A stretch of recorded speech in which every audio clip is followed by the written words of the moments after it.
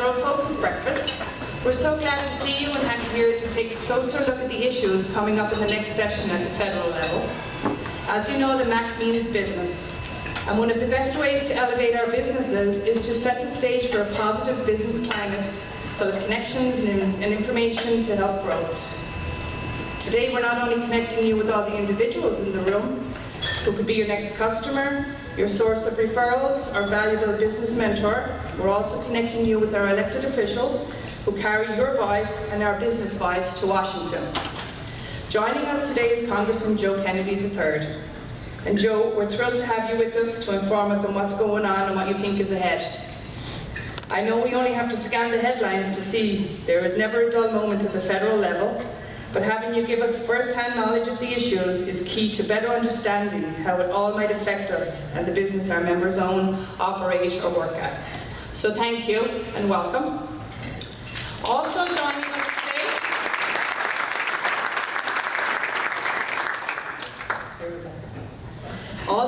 us today, are other representatives who I would like to welcome. If you could please stand to be recognized. Representative Carolyn Dykema.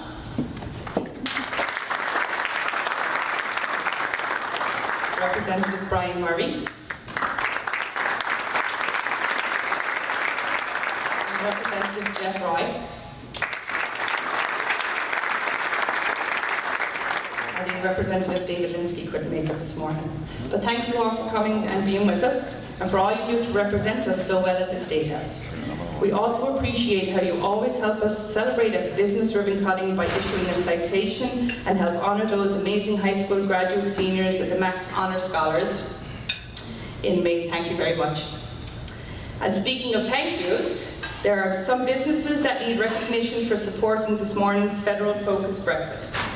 Events like this and the other 50 plus that the MACC hosts annually couldn't happen without the incredible support of our member businesses. Today could not have happened without these awesome members. If representatives for those businesses would give a wave when I call your name, that would be awesome. Milford Regional Medical Center. Fire Naturals. Rockets Trust. And Waters Corporation. Our star sponsors, and we thank you. Also, I want to thank our table sponsors. If you would also give away from your seats, Bright Insurance Agency, Charles River Bank, Milford Performing Arts Centre, Deep Bank, Mary O'Connell,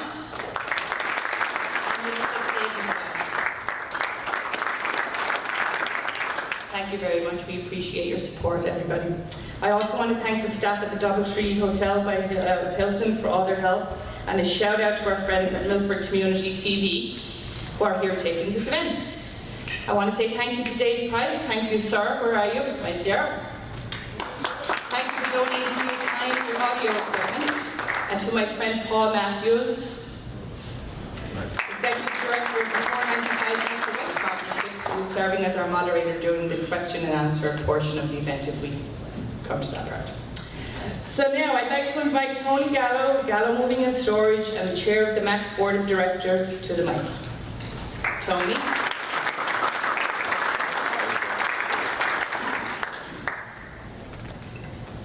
Set? Yeah. All right, thanks, Laura.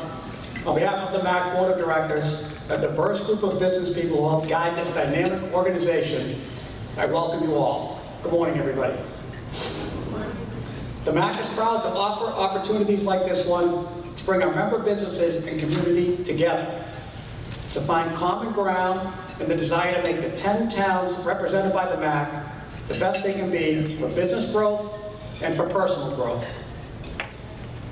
Representing us in Washington is Joe Kennedy III, who brings his leadership on issues that directly impact families and economic growth in Massachusetts as a member of Congress. Joe has served Massachusetts' 4th Congressional District since 2013, and while the Kennedy name is a familiar one, Joe has made a name for himself by being a strong advocate for STEM education, his bipartisan legislation Revitalize American Manufacturing and Innovation Act supports a network of domestic manufacturing centers aimed at fueling new technologies and educating a next-generation workforce. Joe continues to work hard on mental health issues and substance abuse issues, and as a member of the influential House Energy and Commerce Committee, he has crafted a legislative agenda driven by the needs of his constituents, everybody in this room. Prior to serving in Congress, Joe was an assistant district attorney in Massachusetts and a member of the Peace Corps in Latin America. He received his undergraduate degree in management science and engineering from Stanford University and his law degree from Harvard. We are proud to have you with us this morning. Ladies and gentlemen, Congressman Joe Kennedy. Good morning. Good morning. Tony, thank you so much for having me. Thank you for the introduction to the entire Milford Regional Chamber. Thank you for the invitation to join you. Laura, I don't know where you ran off to.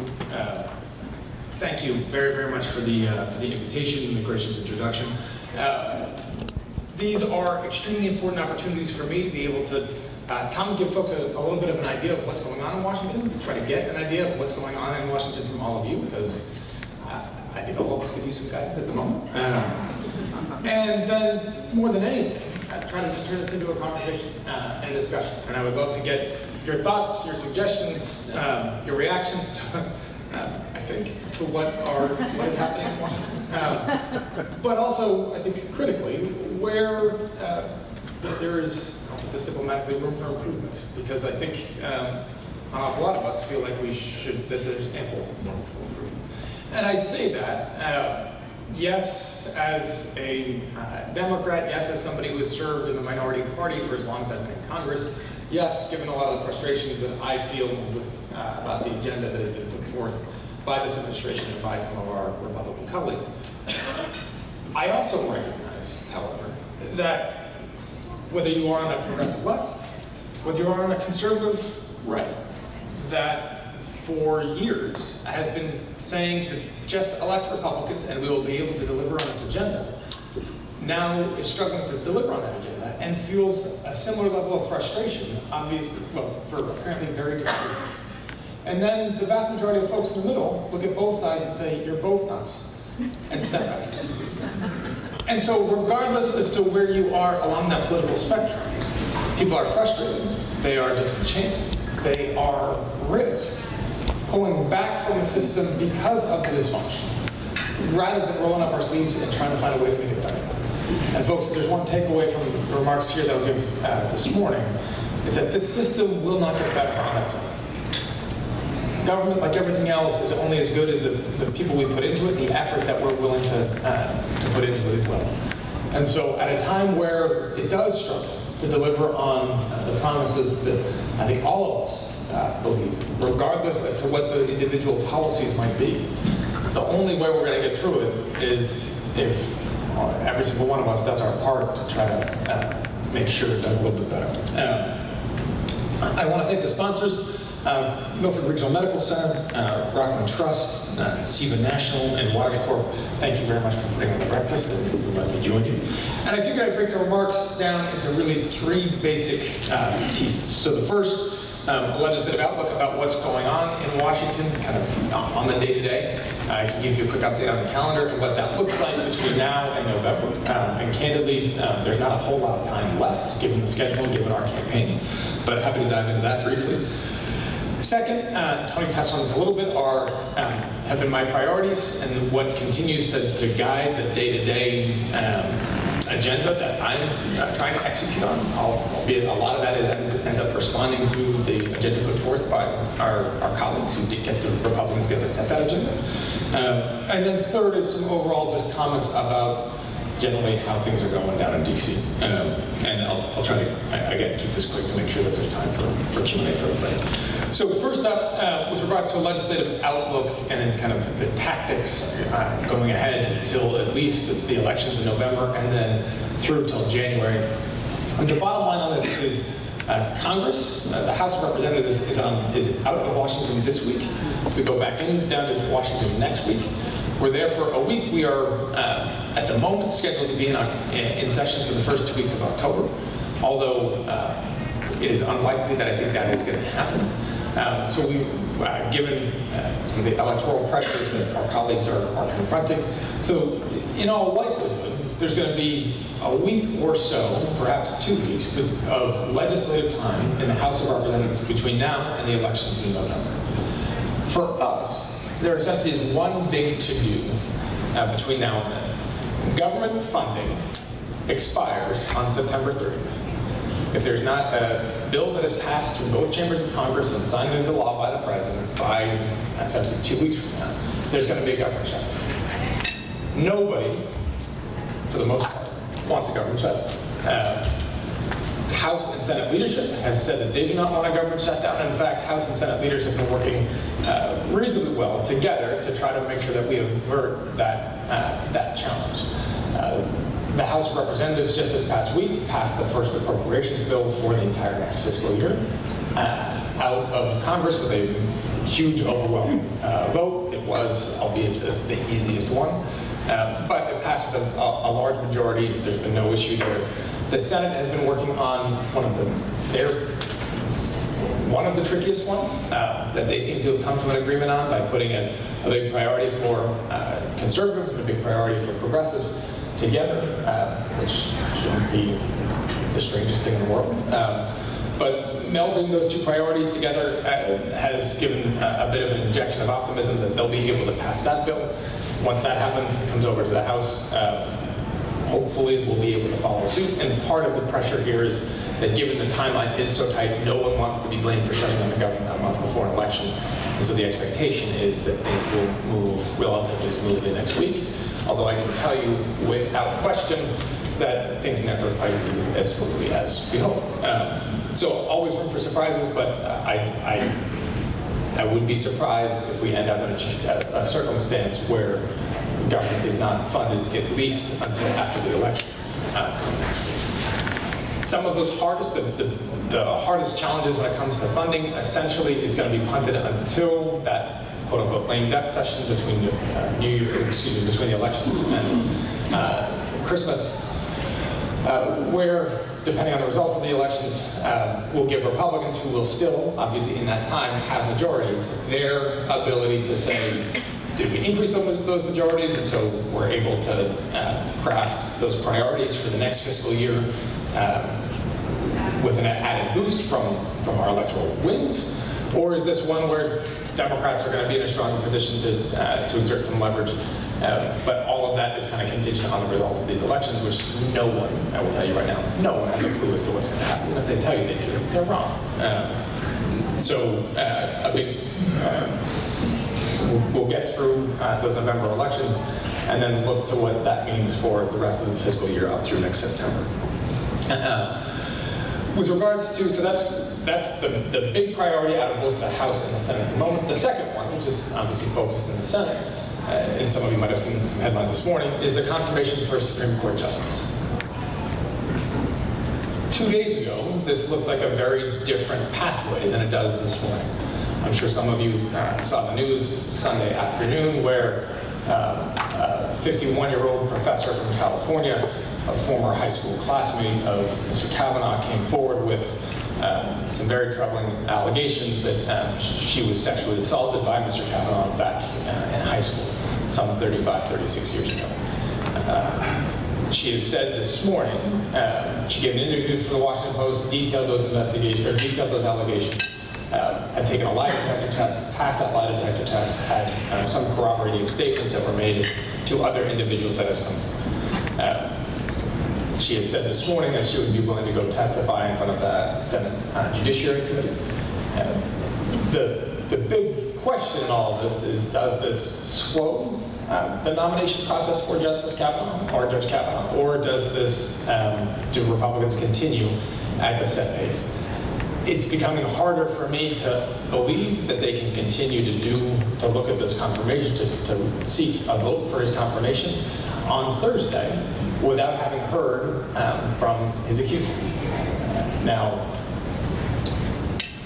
I'm not sure anybody, again, quite knows what's going to happen at this point, but you do have a woman that has went from anonymous allegations to somebody who's named, who's standing behind them, who's willing to testify, and has some corroborating evidence that I think is important for the Senate and the American public to hear, as we weigh what would be a lifetime appointment to a 51-year-old conservative justice. Regardless of party, I think this is true. Those lifetime appointments, you're looking at somebody that can be on the bench for the next 30-plus years. And it's worth trying to make sure that the American public knows exactly who that individual is. And I think it's also worth acknowledging that this, in all likelihood, and I struggle to understand what would change where this doesn't happen. This is not going to change into being a Democratic seat in the court. Right? So this isn't saying, hey, if you delay this for a week, maybe you can get a Democratic nominee there. That's not going to happen. There's ample conservative judges that Mr. Trump has a chance to pick from, and that can get confirmed from the Senate. I think the question here is, does the American public deserve to know not just the academic background and professional credentials of a lifetime appointment to the Supreme Court, but if there are allegations like this, that the accuser gets a chance to be heard, as does Mr. Kaplan. And he certainly deserves that chance as well.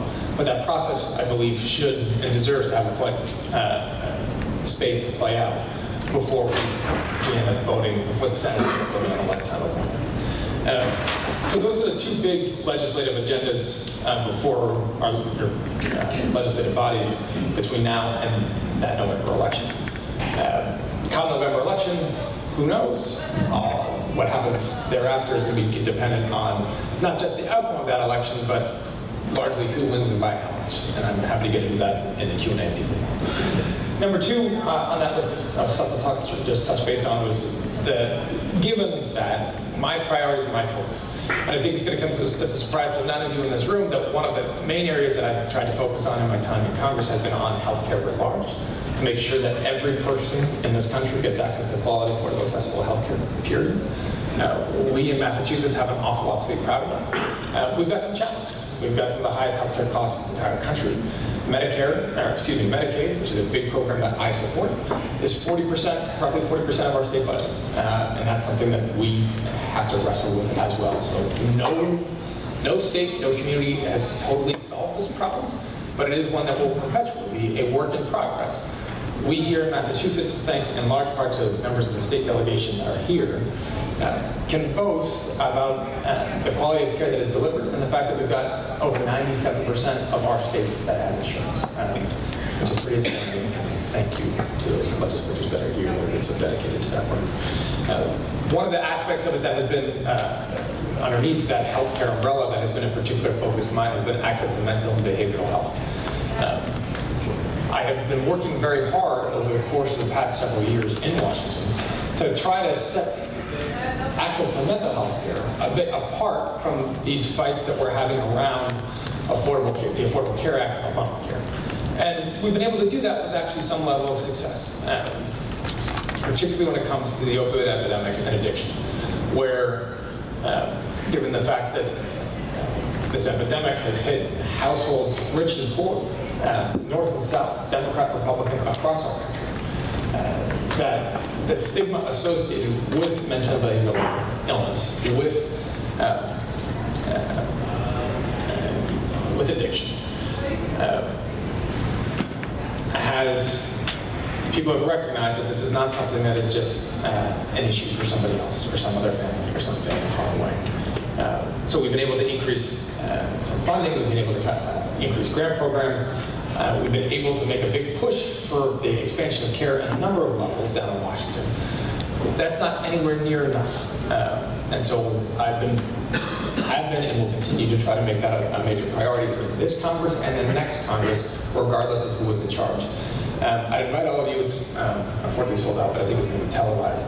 I'm actually hosting a roundtable this evening with NBC News reporter, Trinity Kucinich, sports reporter for NBC, who has been very eloquent about her own struggles with anxiety and depression as a journalist. And she, to her credit and through her contacts, has been able to pull together a number of professional athletes. Troy Brown, Coach Stevens from the Boston Celtics, Jamaica Holzkopf, WNBA, first draft pick in the WNBA six-time All-Star, and Kevin Stevens, the former Boston Bruin and Pittsburgh Penguin, who's supposed to join us tonight.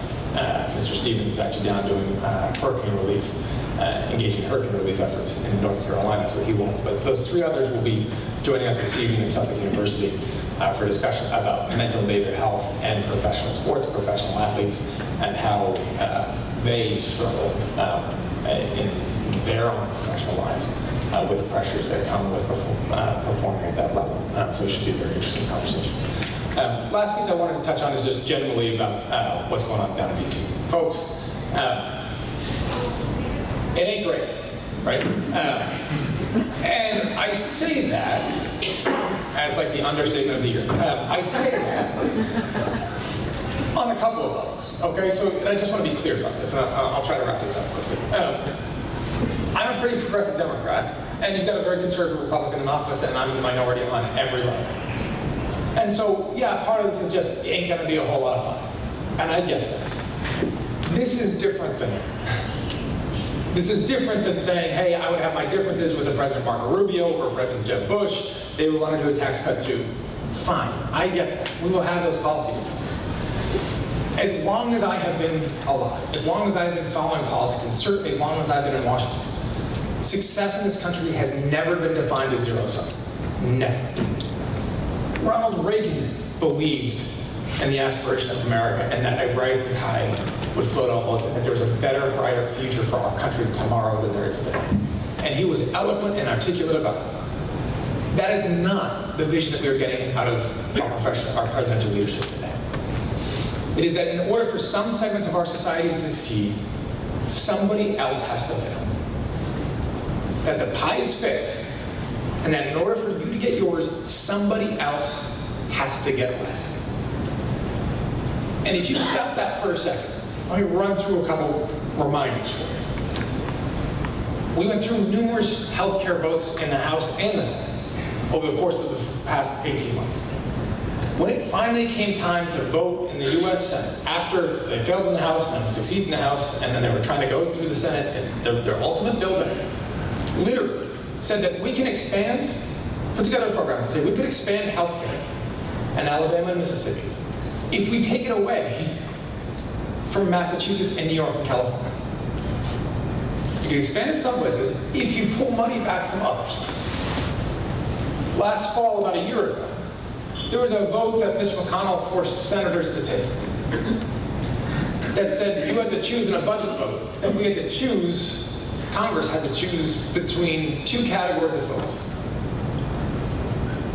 Re-extending the CHIP program, Children's Health Insurance, healthcare for poor kids, started by my great uncle and Orrin Hatch, for decades, reauthorized in broad bipartisan majorities, CHIP funding, or DACA funding. You choose. Poor kids or DACA recipients. You choose. For no reason. There was no resource they were competing over that was critical. There was no question that said you have to, for some reason or another, that would need necessarily pit those populations of people in our country against each other, other than a political choice by leadership. And you've seen it over and over and over again. And that is what is stemming this from the constituents that I represent when I'm in Washington. This anger, this passion, this frustration, this fear. Because the very values that so many of us believe in, whether that's healthcare or education or equality rights or the values of making sure that talent is maximized in this country, and the value that immigration can play, legal immigration can play here in the United States. All of those things, the belief in science, that climate is in fact changing, all of those things are on target every single day. And so yes, we will have our policy debates, but this isn't about policy. This, at this point, is about character. And I struggle to totally say, hey, just because the stock market is going up, we're going to wash everything else out. And yes, I want there to be economic growth. I want people to succeed. I want businesses to boom. I want all of those things. But I'm also going to acknowledge the fact that 50% of Americans don't own a single stock. Most African American families don't have a pension plan. And so when we look at stock markets that are soaring, we also have to ask, who does that benefit? Because it does benefit an awful lot of people, and that's a good thing. But there's also an awful lot of folks that don't get that benefit. I talked to a business leader in Boston last week, 94 employees. 3 of them own their own home. 91 of his folks that work for him pay rent. You all have seen the headlines about trying to pay rent in Greater Boston, where there's not a single city in this country where minimum wage will allow you to afford a 2-bedroom apartment while working full-time. The building boom, the housing, increase in housing costs that we have seen and housing value that we have seen that has accrued to many families, including mine, puts access to a middle-class lifestyle further and further out of reach for so many others. And those are the challenges that we, I think as a country, as a Commonwealth, need to be focused on. And the last thing I'll say on this, to be fair, is that as I run around Greater Boston, as I run around my district, and ask folks what are the biggest challenges they face, cost of housing, cost of college education, disparate educational outcomes, a commuter rail system that stinks, a mental health system that does not reflect our values, amongst others. Donald Trump did not cause any of those challenges. None of them started with him, to be fair. He's not addressed them, but he didn't start them either. And that's where our work has to focus on. That's where I believe my work needs to focus. So, that's my 2 cents. I'm sorry for going on for so long. Thank you for the invitation. Before your questions.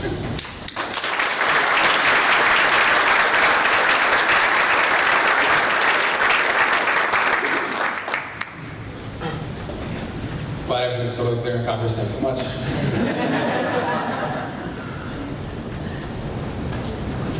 Yeah.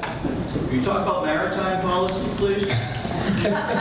Jones Act, Maritime Security Program, future of the merchant marine. I can try. It does not come up all that often, I will say. Future of the merchant marine.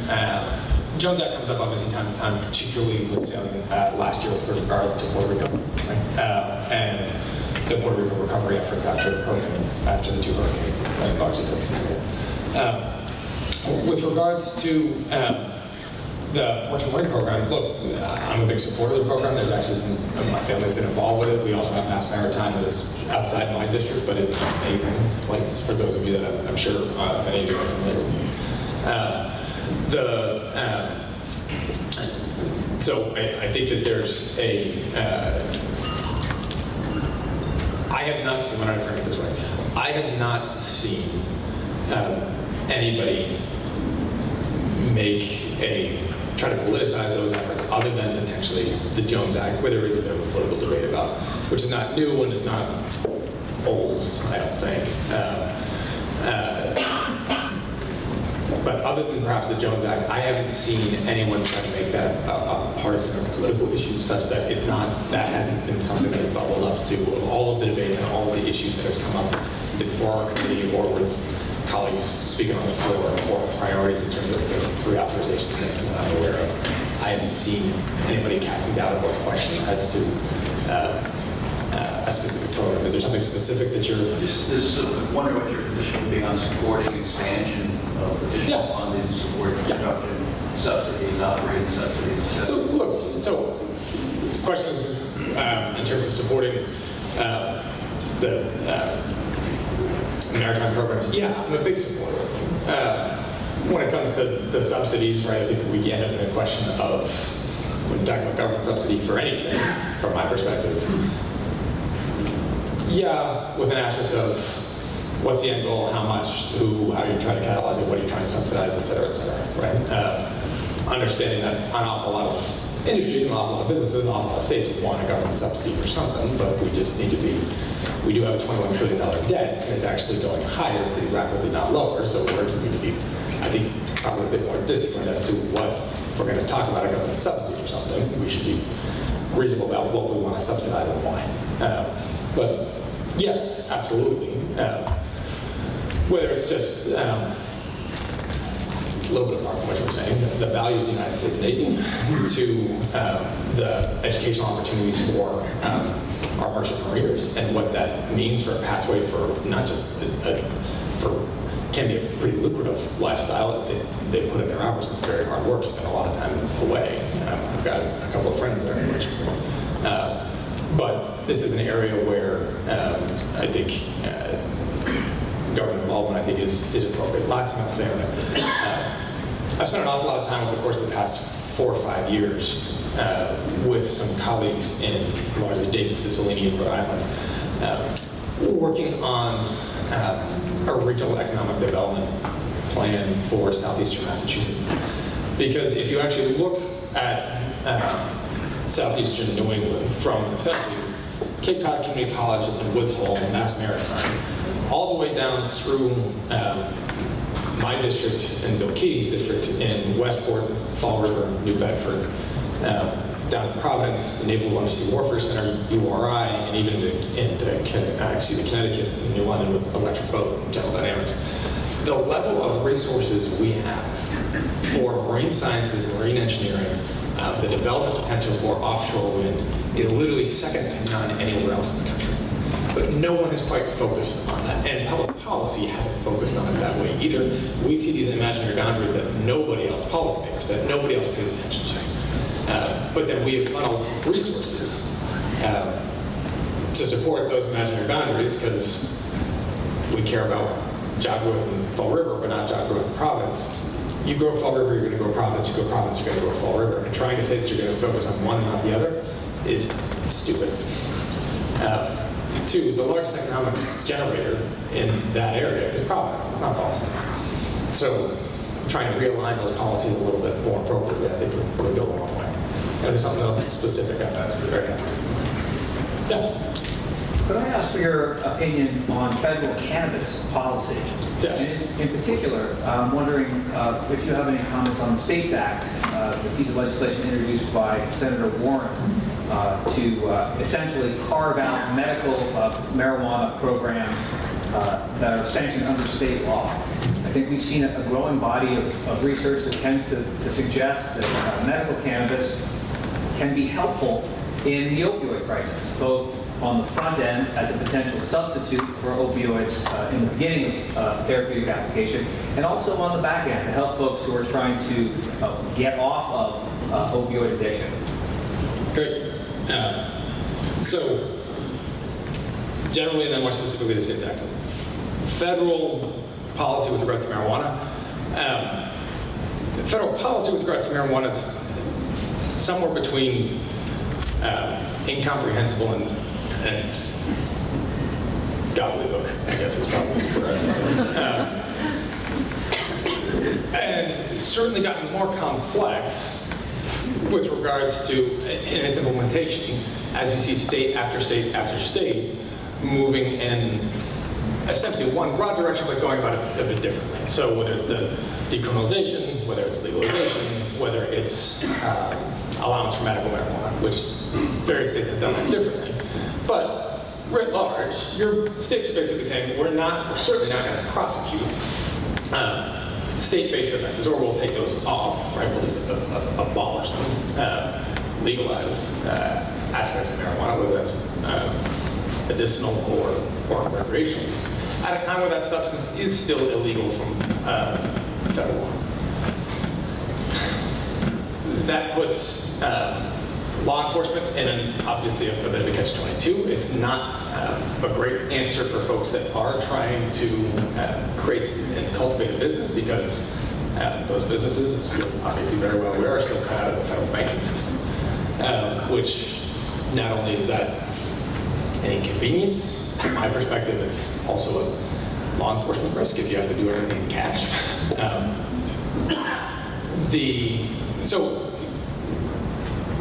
And third, I guess, a part that gets some attention but not enough is the various bars to research.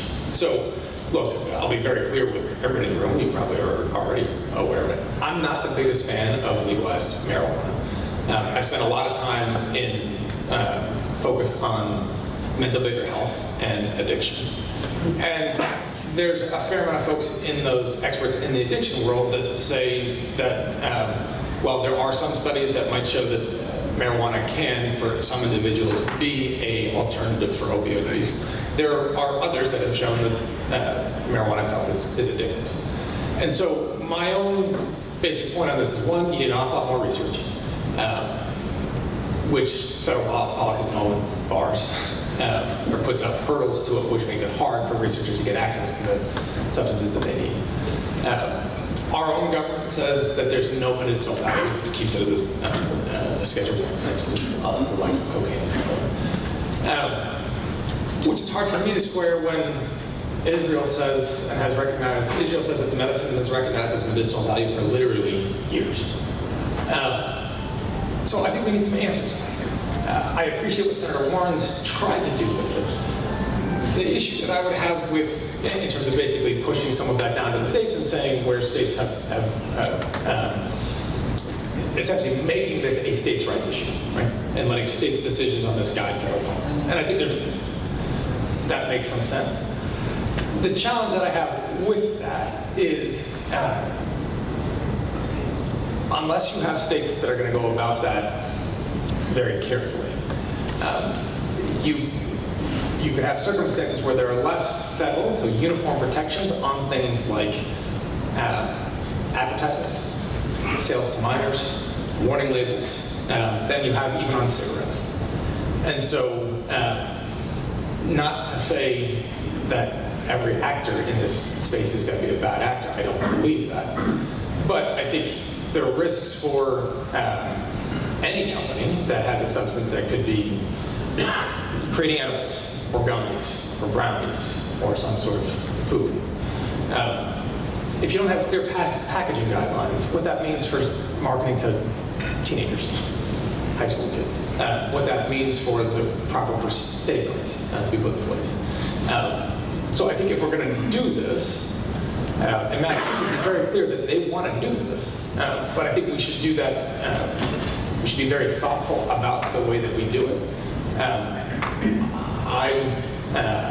I acknowledge that my own kind of hesitation around the legalization of the substance is not reflective of my party, my generation, the times, my state, like everything else. So it's not a wholly comfortable spot for me to be. I also spend a lot of time with folks that spend a lot of time with folks in the addiction community that say, hey, yes, for the average recreational user, this isn't a big deal, but I think part of my responsibility as a federal lawmaker is to not worry, yes, to spend some time as to what this means for the general participant, user, whatever else, average Joe, if you will. But also on those hard edges on the side to say, hey, how do we protect against the potential for misuse? How do we make sure that we have the proper safeguards, consumer protections, et cetera, else are in there? And so I appreciate what Senator Warren's tried to do. I would probably say if we're going to do that, I want to see some more federal protections put in there. That being said, I think if I remember her bill correctly, there's it was focused on states and not on putting additional federal ties to it. So that's my recollection of this. Make sense? Fair enough. Thank you. Yeah. Hello, Mr. Kennedy. I have a question for you about elder care. So much of our population is aging. Folks are living into their 80s, 90s, hundreds even. And as people age, often the dementia is setting in. They can't stay in their own house. Is Congress looking at anything on how we're going to help this growing population? It's so expensive to look at assisted living or nursing homes. I can see it being a crisis in the next 10, 20 years, if it's not already. And what's your name, man? Alice Jacobson. Mrs. Jacobson. It's a great point, great question, and you're right to be concerned about it. Is Congress focused on it? Probably not focused on it. Aware of it, some of us. Let me point out a couple things, which I think you're probably aware of. The largest payer of long-term care in the country, you know what it is? Medicaid. You know what the pay for the Affordable Care Act repeal was? Medicaid. You know what they're going to cut Medicaid by over the course of 10 years to repeal the Affordable Care Act? $880 billion. You know what the largest source of addiction treatment is and mental health treatment is in the country? Medicaid. So, those of repealing the Affordable Care Act, whether you love the idea behind Obamacare or not, when you start saying what we're going to do, what the real intent behind that was, pre-existing conditions, big deal, staying on your parents' insurance until you're 26, big deal, a couple other consumer protections in there, big deal. But cutting $880 billion out of the largest payer of mental health treatment and the largest payer of long-term care in the country, that's coming right on the backs, not only of our seniors, but the folks that are then going to have to be paying for our seniors. So this is a really big deal. And I think it's a place where I brought up the federal debt, which, look, this has been a talking point for, to some extent, whichever party hasn't been in power for the past several decades, and I understand that. But I also recognize that we're at a time of rapid economic growth, that we're now pushing that federal deficit, the year-on-year deficit, up to hundreds of billions of dollars above where it was projected to go last year, and it's currently projected to be over $1 trillion next year. At some point, people are going to stop buying U.S. debt. I can't tell you exactly when that is. We're going to have to get that fiscal house in order. And the three largest slices of that federal pie are Medicare, Medicaid, and Social Security. 2 of them impact our seniors. 3 impact our seniors. Right? It's healthcare for our seniors, healthcare for low-income seniors, and then the income for low-income seniors and all seniors and Social Security. So part of my issue on this is to say, if we don't, this is not the time, in my opinion, where you should be throwing on and blowing out even more of a federal debt deficit. This is yes, there's some hard negotiations there that need to take place. But unless we get that spending in order, the folks that are going to feel the brunt of this at some point down the line are exactly the people that you just brought up. Because, again, you look at that pie chart, it becomes awfully hard to try to make a meaningful impact out of our federal debt deficit if you're not going to touch Medicare, Medicaid, and Social Security, just because those are the 3 biggest pieces. And so, why we are on the spending pathway that we are on at this point, I think becomes a lot harder to defend, knowing that there's going to be a crisis not all that far in the future. And it's going to be those folks that you just mentioned that bear the problem. Yeah. Thank you for being here. So I'm a primary care doctor, so a lot of what you talk about as a priority for you, I live with on the ground. I actually am in an alternative payment model known as direct primary care, and I've sort of stepped outside of the system and am constantly thinking about a lot of the priorities that you list, including I have several patients that have chronic pain that I'm managing on a regular basis and trying to taper. So when it comes to the perspective on healthcare reform, I know that the progressive approach tends to be single payer, which will increase the burden that you just described, because that's the population of the senior population is increasing. We knew that was going to happen because of baby boomers. So where can we shift alternatively the costs of healthcare? And when there are a lot of options for that, and I'm just reflecting back on when we started looking at all available options for energy, saying, okay, we're going to go with oil, we're going to go with offshore. How are we, how much attention is the federal government paying to all available options, including free market options when it comes to healthcare? Thank you.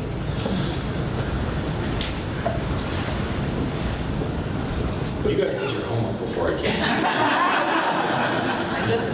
Doctor, great question. So a couple of things, I guess. One, first off, thank you for what you do. Critically important, and grateful for your choice of profession. 2, how much is the federal government paying attention to this? An awful lot, on the one hand, and kind of in a food fight on the other. Right? So, look, 100,000 foot. The debate in Congress that we have over healthcare still largely tends to be around coverage, which is an important debate. It is not the debate. The debate I think we need to have is around cost. Who pays, right? So it's not a question of, we still, even amongst my most conservative colleagues, think that if I go get hit by a bus in the parking lot, that I should still be able to get access to an emergency room, right? That Milford's going to treat me and not check me for a when I get in the triage. That means that when it comes to acute care, you're going to get it. But then it does mean that when you recover, are you going to face bankruptcy, or are you going to be able to actually provide for your family and a better future for them and yourself, or not? And that's the part that we are in this debate over coverage. Republicans under this administration have eroded what coverage actually means. So if you have a $10,000 deductible, fine, but for most folks that means that you don't actually have coverage anymore. But you're not having this debate as to actually who pays and when and how. On the understanding that healthcare is, in my view, not necessarily solely unique, but pretty close, because this is a system that every single one of us is going to need at some point. Whether you're watching a new child come into this world or watching a loved one pass through it, we all, our families, are going to draw on this system. And so you want to make sure that it's there for you when you need it. My own view. And so is single payer one potential solution to that problem? Sure, it is. It's one potential solution. There's no solution here that I think has all upside and no drawbacks. They all have trade-offs. There is a single payer bill that has been filed in the House of Representatives. I'm not on it. I've gotten a fair amount of heat from folks because I'm not on it. It's about a 5-page bill, 6-page bill maybe. I think details on healthcare policy matter. I think we've seen that. That bill, I think, has some drafting errors that I think are actually a pretty big deal. So for one, it closes all investor-owned hospitals in the country. So for Massachusetts, as you're probably aware, what used to be our Caritas Christi, our Catholic hospital chain that is now investor-owned, all of them have to go away. There's one in Taunton. There's one right outside my district in Fall River. I would love to, before I sign on to that bill, be able to explain to the residents of Taunton and the folks that work there how they're going to get access to the care that they need when I just voted to shut down their hospital. There's about 4 or 5 other issues I have with that specific legislation, which just folks want to get into. I'm happy to get into it with you, but before I sign on to the bill, I want to be able to say, particularly when the main discussion around that bill is making sure everybody has access to care, fine. But the initial impact of this is not clear as to how my folks are going to get access to care that they need in the community without having to turn around and drive 30 miles someplace else. And that's where access, I think you know access when I mentioned it, the big issue. That has to be a piece to this, right? It's not just coverage, it's access. So there's a single payer debate. There's also a number, most of this leadership has come out of the Senate. There's various other bills that have been drafted. One is a public option. So a version of a Medicare buy. One is lowering the age of eligibility for Medicaid, or excuse me, for Medicare. So one is Medicaid buy-in, one is lowering the age of eligibility for Medicare. There's a number of different proposals out there. My own take as to where this healthcare debate needs to go, and if I were in charge of it for more than a day, what I would do is, one, stabilize what we got. So there's some changes that don't have to be all that difficult and all that costly to stabilize those exchanges, acknowledge the fact that in some parts of the country, the ACA didn't work as well as we had hoped, complex series of reasons for that without getting into that debate. We can actually try to provide increased access to affordable coverage or affordable care to millions of other Americans. Let's do that. And then let's take that next step is to say, okay, now that we've done that, what is it that our country wants to do and how can we do it? That next step is there's not, to me, a clear answer to it. Do I think single payer should be on the table for that? Yeah. Do I support the idea behind it? Sure. I recognize there's also 155 million people that get their health care through private insurance. Are some people happy with it? Yeah, they are. Are some people not? Yeah, there are. Does it mean that we should, as a government, have a debate about how we should do this? Yeah, I think we should. Do I have the answer for what exactly that works? How exactly that will work? No, I don't. But I think let's try to make sure that we take the temperature down about healthcare. I think what, if anything, this election cycle seems to be proving, and the last ones have proved, is that if one political party owns healthcare, switch parties, right? You do this at your peril. Because healthcare is one of those things that, unless you're a professional, most of us don't think about it every day until you need it. And when you need it, it is the only thing that you think about. And then when you find out that you can't get access to X, Y, or Z doctor or facility or treatment or prescription drug because Democrats did this or Republicans might do that, that it's your kid, your wife, your spouse, your parent that can't get the care that they need because of some stupid political decision that somebody else made. That is a terrible way to run a healthcare. Yeah. Tom Reed, you're in HVAC. I didn't do my homework for this question. So I doubt that. we keep talking here about the high cost of college education. Everybody wants their kid to go to college. And I don't know. We hear that a certain U.S. senator was paid $300,000 to teach one course. I don't know. It sounds like a lot of money for one course. But the big push to have all these kids go to college. They're coming out of college. A lot of them aren't finishing college. They're coming out with a high debt load. And yet the trades are just screaming for people. I keep reading the trade magazines, there's great shortage of people going into the trades. There's great opportunities in the trades. My son works for me, 30 years old, he bought his own house. He doesn't have that high college loan to pay off.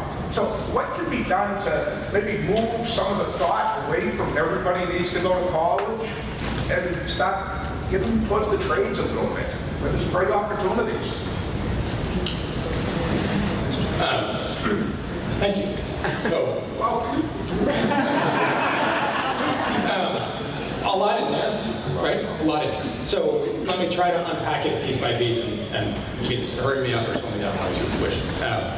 One, I think the real question that you get to is the value of the education that you're seeking, right?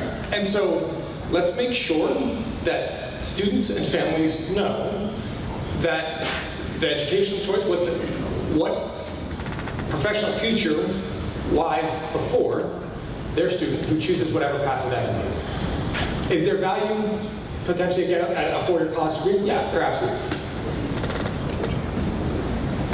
Depending on where you go, depending not solely, but sometimes we have seen for-profit, not-for-profit. There's been an awful lot of fraud in the for-profit education system. Again, not all of them, but some.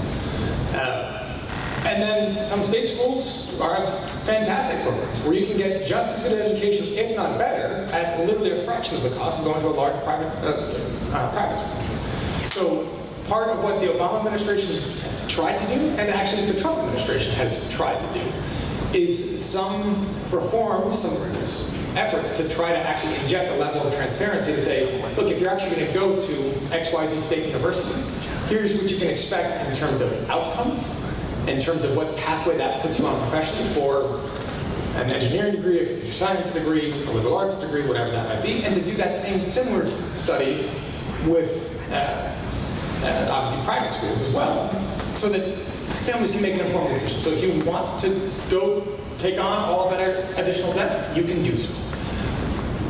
The piece that you bring up has been a rallying cry for me over the course of the past several years. I represent a number of amazing vocational schools. I was honored to do the response to President Trump's State of the Union, and I chose to do it from DINE, Regional Technical Vocational School in Fall River, Massachusetts. I was back down there last week. I was in their machine shop, and they've got more Skills USA plaques and banners hanging from their ceiling than you'll find in Boston Garden. And like, it's amazing what these kids can do. I remember being through their plumbing shop, gosh, this was probably 4 or 5 years ago. And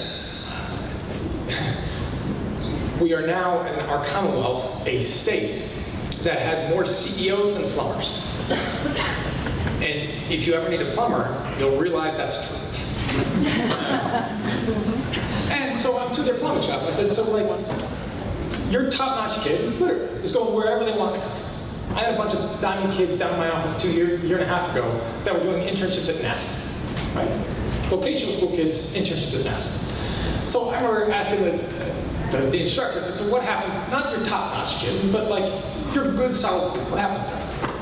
He went, come out of here, you're 18. You'll be able to get an apprenticeship, take your courses nights, go to work days. When you're 2.5 years from now, so roughly 21 years of age, you'll sit for your state board, you'll pass, you'll be certified farmer. Okay, so what does that mean? So depending on where you are in the state, 75 grand a year, 21 years old, no debt, 75 grand a year. You know what the median household income in Fall River, Massachusetts is? $34,000 household. You have an educational institution that has a pathway for a 21-year-old kid to double their household income with essentially no debt. You know what the waiting list across our state is to get into our vocational schools? Last time I checked, which was a couple months ago, between 2,000 and 3,000 students. But folks, think about that for a minute. You've got families, just like you articulated, responding to the pressure of some of the best-known private schools that we have in this state that are as good, as well-known as literally anywhere else in the world, where room, board, tuition is north of $50,000 for one student. You've got vocational schools that can pave a pathway into the middle class in one of the most highest cost states in the country for 21. You've got families that have said, that is a future for me and my kid, that is a future that that student wants. And we as a state are saying, great, we cultivated this model, we've got it, except we're not going to let your kid. And we say that to thousands of families a year. We know it works, we know we've got needs for it, and we're not going to let your kid in. And then you wonder why people are pissed at government. This is something that we need. We, our Commonwealth, and yes, federal government funding flowing on down, yes, but our Commonwealth needs to do better at this. We know what works because we have shown it and we have done it right. We know it works because employers have recognized the value of that skill set and are gobbling these graduates up like crazy. The sophomores that I was down with last week all had job placements. They all had apprenticeships. Those employers, some of them might be doing it out of the goodness of their heart. Some of them know that they come out of that shop, they're going to know how to use those tools. And we're not letting those kids in. Shame on us. So I have to ask you, what are you doing to fix that? What am I doing to fix it? Yeah. So one, trying to spread the word on that loud and clear. Two, I'm one of the chairs of the statewide STEM Council, Science, Technology, Engineering, and Math. That was a creation of Lieutenant Governor Tim Murray, and then Governor Patrick, and now Governor Baker. We have, my efforts there have largely been focusing and championing these vocational schools. Trying to get some additional resources, which candidly there hasn't been a ton, but then what the STEM Council has done under Baker Polito administration has been to try to leverage regional state partnerships. So regional local partnerships, states broken up in 9 different districts.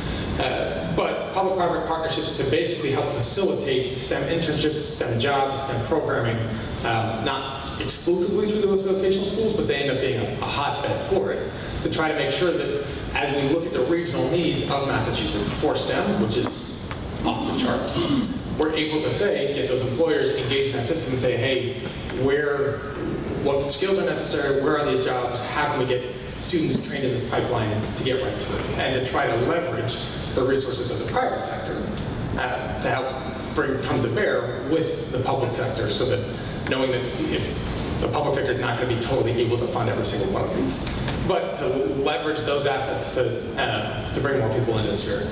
Example, the assets and needs of Boston, right, in Cambridge and Kendall Square is going to be a bit different than what you would need in southeastern Massachusetts, right? But one of my favorite examples, every cranberry farmer, right, that's a STEM job. The folks that are tracking the sharks off the Cape, that is a STEM job, right? Every weather forecaster, that is a STEM job. The STEM, particularly in this state, applies to so much of what we do. there's an extraordinary opportunity then to, one, the folks that are laying construction lines and wires and utilities, all of those need some STEM program, right? All of them. The opportunities that we have here are extraordinary, but it's going to take an awful lot more additional resources than just those vocational schools and just our schooling at large to try to get people into this system. You had a quick follow-up. No, it was, I guess for me, I get the frustration we like to see is bureaucracy. And we know that there is a need for these kids out there to be trained. To Tom's excellent point, there is a huge shortage of skilled labour in this country. And if we recognise there is this need, why aren't we just doing something concrete and substantive about it rather than spending our time locked up in committee debating everything? We have here in Upton, next to Hanover, in Blackstone Valley Technical School, a phenomenal place. Kids struggle to get into that place on an annual basis, and it just strikes me as why can't we just open something? And Jeff Roy has done a great job over Blackstone. I think it was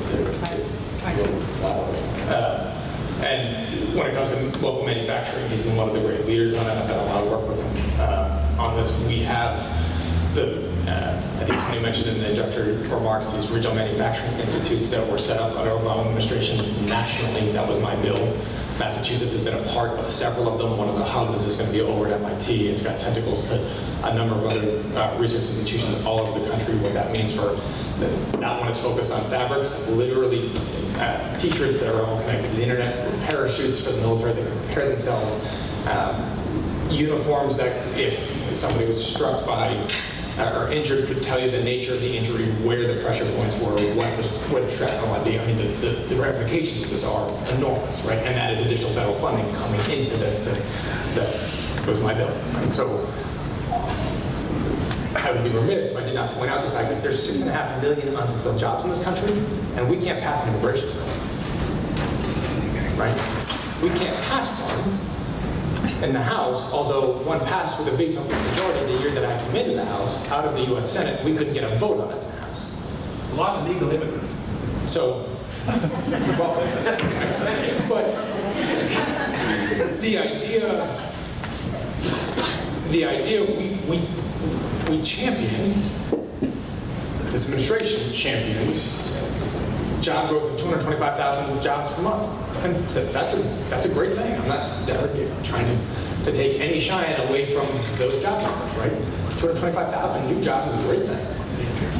Round up to 250, that's 3 million jobs a year. You got 2.5 years of full job growth numbers waiting to be filled right now.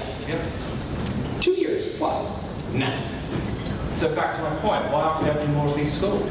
Why aren't we trying to, I mean, I know we're behind the curve, but spending our time locked up in debate and discussion, and acknowledging the fact that we need this, but we're not building these schools, strikes me as being sort of almost irresponsible.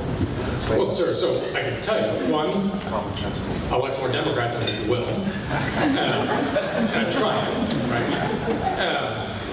Two, this has been, I think, a recognition. Look, I'm pushing that STEM Council pretty hard to try to do that.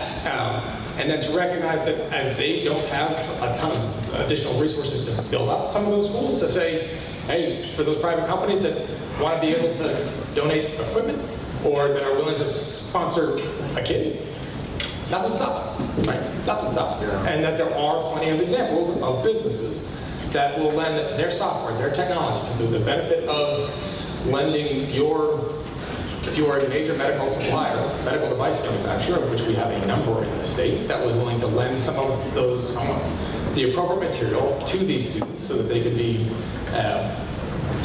home health aides, which is a growing need across the entire country. They get trained up on your equipment, not somebody else's. There's a reason here that this actually makes sense. I've been trying to make that case. I promise you I will continue to, and I hope to be in the majority at some point in my life. Thank you all for having me. Really, really.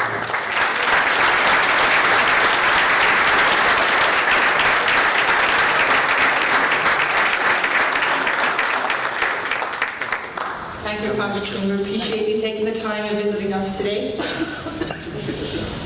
Thank you all for coming. We appreciate you spending your Monday with us. I hope you learned something, or if you liked it or not.